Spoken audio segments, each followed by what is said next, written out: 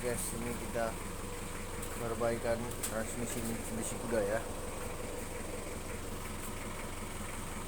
Tinggal pemasangan semua. Tinggal kita pasang. Ini ya. Tinggal kita pasang semua.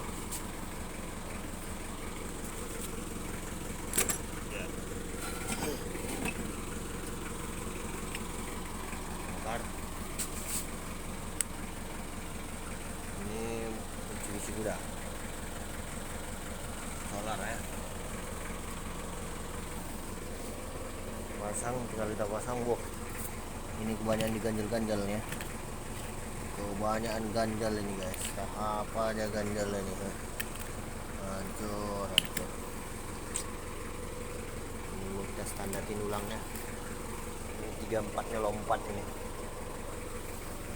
Sedikit 34-nya lompat, netral kembali. Jadi kita perbaiki ulang ya. Tapi udah siap, sudah kita ganti ya. Oke, terima kasih, mantap.